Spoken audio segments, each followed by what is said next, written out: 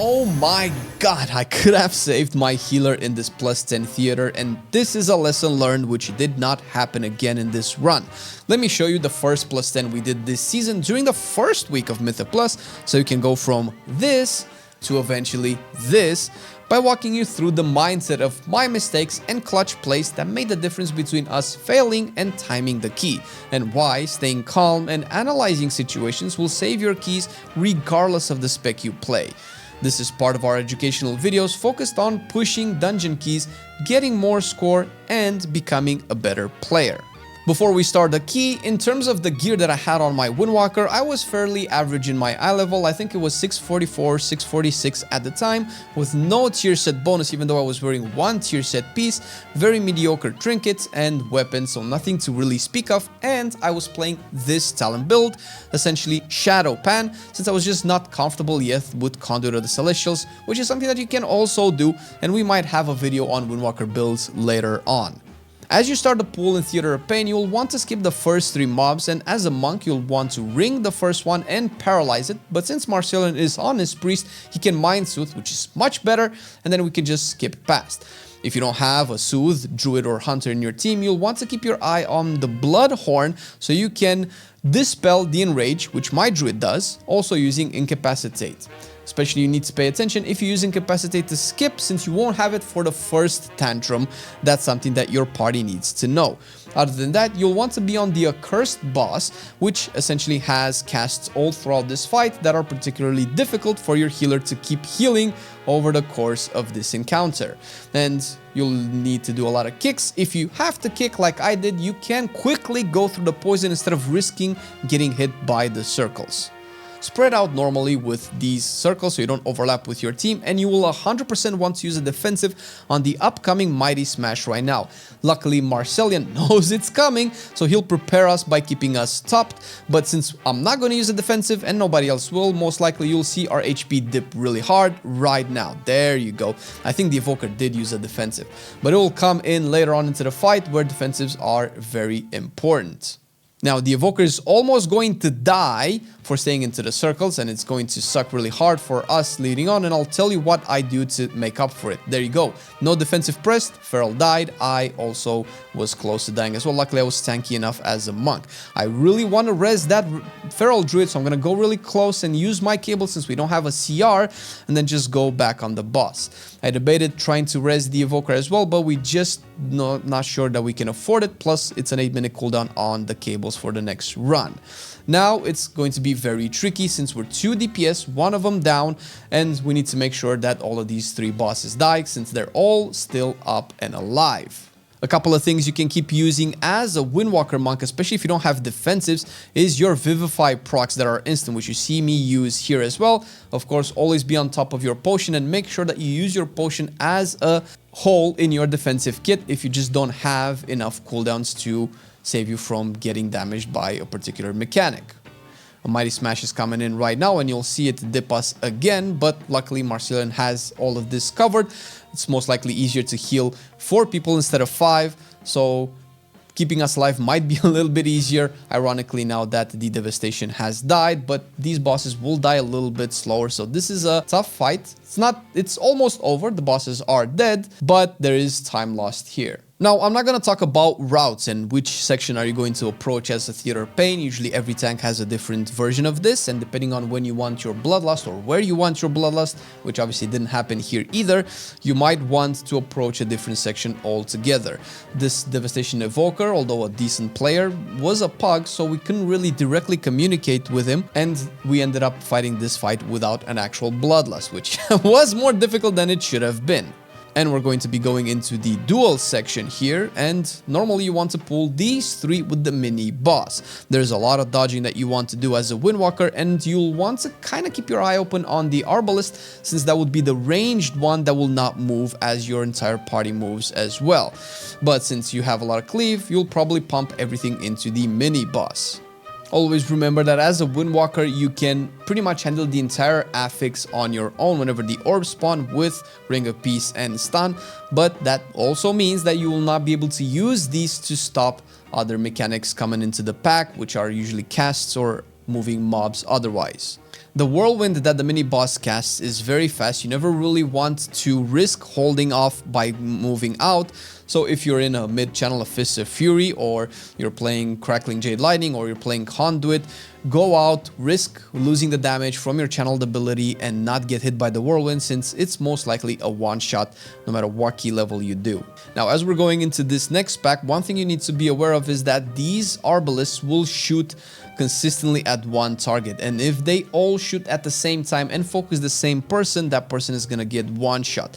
Like you saw Marcelian dip really low there, and he keeps getting pelted by these. You want to rotate your stops. If you stun all of them at the same time, you need to understand that they will all resync their auto attacks and shoot at the same time once again. They could potentially shoot all in one person, and that person might not die if the healer is on it, so long as those shots are not happening at the same time. With all of these circles spawning, all of that damage is going to go through. I went through it a little bit intentionally because I had Karma up, but I still took way too much damage, almost dying here like the Feral did, so that's not something I'm going to keep repeating in the future, even if I'm a little bit greedy for the Karma damage. Now, in terms of how you approach the Duel boss, it's kind of a little bit RNG whether or not you get pulled down. I actually don't get pulled down at all this entire run, which is great.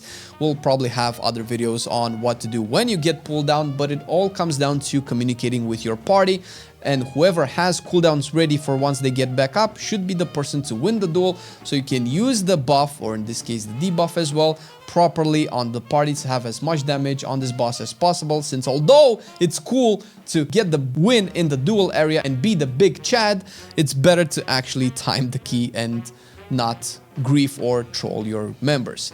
Now, when you fight this boss as a Windwalker, there are a couple of things you want to keep your eyes on. You will have Tiger's Lust as an emergency remove the slow effect, which you will always want to keep for your healer, particularly the priest in this encounter, since you have rolls and Flying Serpent Kick if you're playing this build that can get you out of the circle if the banner isn't killed quickly enough. You also have Touch of Death as an easy insta tip on the banner, but I would recommend you save that for a situation where you don't have cooldowns ready, or when the banner's taking an awfully long time to die, especially if your friends are coming from downstairs where the duel is at and the banner is still up. That's maybe a point in time when you want to dip a little bit more and spam that banner even more. I think I'm going to be using Touch of Death right now, right here, since I don't want to take that chance. Boss is almost dead. Nobody has to worry about any slow in particular, and we can all focus on dealing damage to the boss. Now, this particular hallway can be very dangerous if you're going to skip through it and you have an immobile class in your party. You'll want to make sure that he or she has speed, which I did right now with the Tiger's Lust. Of course, dodge the circles more so than focusing on the damage on the ads, and ideally you don't want to use your ring or your stun here at all. I did have to use it because Marcelian was behind me and I was getting trailed too hard, and I figured I would have died. Since you'll probably pull these with the boss as well, or the mini boss in this case, you'll want to separate your AoE stops for the bind souls as much as possible, since that ends up doing some of the most damage here. There's also a big curse that happens on me right now, which will get me killed because our druid didn't dispel me or decurse me in time. That is very nasty, especially when it happens with the big AoE from the elemental mob. With these mobs in the next couple of packs, and you'll see where the fail will first happen, the Bone Spear is the most important ability to press, since Bones, or Interrupt in this case, Bone Spear will 100% to 0 a person in our party unless that person is the tank. Now with these one, the Soul Binder does a volley that also needs to be interrupted, so I'm kind of looking for the volley more than anything, because I keep seeing the Bone Spear being interrupted. I think I'm going to interrupt mine soon. At that point, unfortunately, I think I stacked it with the tank, and that's unfortunate. And now I need to use a ring to stop it, but Marcelian got gipped by the first Bone Spear. My ring was a little bit too late, so keep your eyes peeled on both of those casts, since I only really looked at the volley and didn't see that the Bone Spear was way faster, and that ended up making us lose our healer. Luckily enough, we'll still be able to kill this pack since the Guardian is fairly low. He's getting another Soulstorm ready. I have no more defensives. I'm gonna be using my Vivifies as much as possible and the potion, since I would not survive without those while our healer is not here. And if this key was any higher, I would have probably died if all I had was a healing potion and a Vivify cast. Vivify casts are very good. they hit for about 1,000,000 HPS, and they can crit for a little bit more depending on your gear. So don't knock it till you try it. It can save you a couple of ticks of damage, just enough to survive barely an encounter, or to give your healer one global more time to get you back up. And now we're going to the 2 Maguses with 2 bone spears, and I have learned my lesson. I will want to make sure that I kick one of the bone spears and save my rings and AoEs for a potential interrupt. But now I know I have paralyzed for the next one, which I use right now because I overlapped my kick with the evoker on the right Magus, and I did not want another bone spear to go through. I'm not sure if that was aimed at Marcelian or not. I think I need to update my plater so I can see the exact target of that cast, which is what you might be able to see on Marcelian's plater as well. This is the Marcelian Online plater that you can also use. The link is down in the description. It's constantly getting updated by Marcelian. He's working almost every hour of every day to get this nice and ready and good for any key pushers, also for the raid as well. This pack is also dangerous because you have a bone spear over there and you have a volley on the soulbinder, not to mention that all of the casts that are not these two that need to be interrupted are dangerous and do a lot of damage. Always have to pay attention that this fight has the big ad throw, the big knockback down the platform, and you never want to be hit by that. I can see the 2 casts going through. I had my ring ready. I see the volley going through. I managed to kick it. That's great. The bone spear is gonna not come out since the ad is gonna die. So I'm now just focused on the big dark speaker rather. And with this, some of the most iffy and dangerous packs in the dungeon are cleared, and we're gonna go to the Necromancer boss. And you will want to face your back towards the entrance of the fight. You don't have to leave the boss melee, and your ad will spawn directly behind you.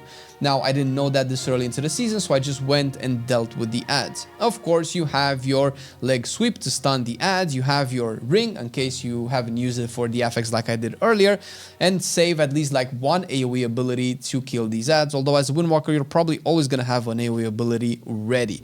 Don't keep your things too much on cooldown though, just for the ads, because they usually die fairly quickly.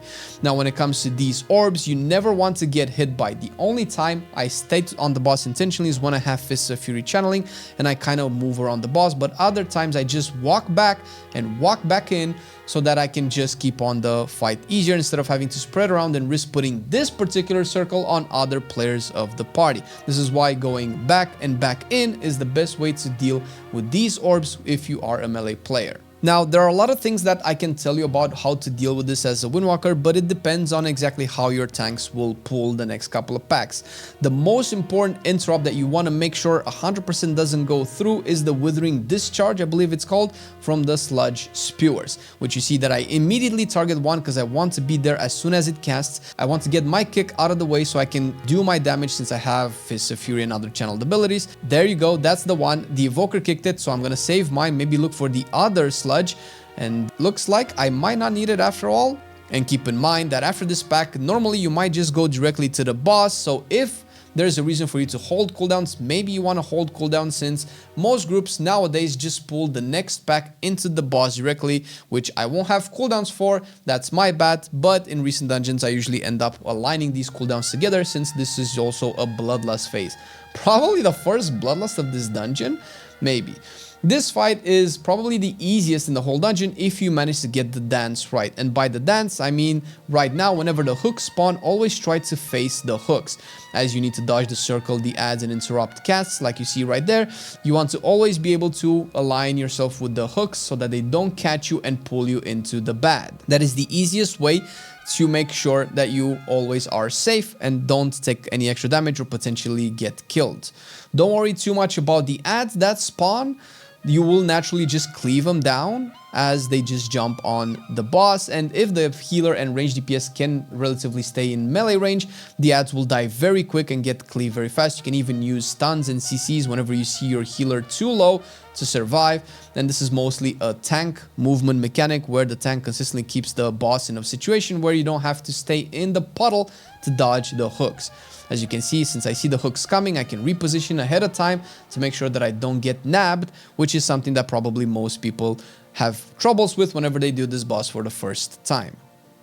Now, for this last boss, there aren't very many things that you need to do. The mechanics are just the same all. The problem is that these mechanics will eventually overlap, and that is what will cause most, if not all, of the wipes on this particular phase, whether it is the circles that spawn under each person's feet that will eventually turn into the ads, or whether it is the ghosts that come into the middle of the battleground and then just deal damage to everybody else, or the frontal beam that the boss does, or two of these happening at the same time. As you'll see, the first Dark Devastation is coming out, and you'll want to make sure that you always move away from the boss before it starts to cast, so you see the direction it rotates in, because it's not always the same direction, and you don't want to get hit by it. Now, this is where you want to use your defensives all the time, and you see me using my Karma and my Fortified Brew because I just did not want this to be where I die. Since this is our first 10, we want to get this down in time for our first vault. You don't need to pop both. As you saw, my HP didn't even move,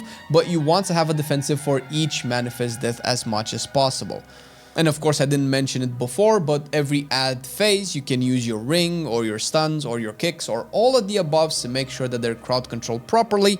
Ideally, maybe grouped a little bit more, but usually the ads die if you just passively cleave. Now, the boss will transition. This is normally where you want to Bloodlust, but we don't have it anymore, and it does a lot of damage. You could have a defensive for this as well, especially if you're not tapped, but you will still want to have the defensive properly for when the ads have to spawn. Now, this is a tank position situation where you want to make sure that you're not getting hit by the ghost and the beam because they happen at the same time. If you're not sure if the beam will go to your direction, just move a little bit further away to make sure that you don't die even if you lose out damage. That is very tricky and you don't want to die to that. Again, the ad phase is going to come and you want to make sure you pop a defensive. I don't have anything. I have my eyes on my potion and my heals, and I actually managed to survive this time, which was great. And that's it. The boss will die, and this is our first plus 10 of the season in the first week of Mythic Plus. I don't think we've ever personally cleared a plus 10 in the first week of a Mythic Plus season, so I am very happy. I even got a weapon. Yay!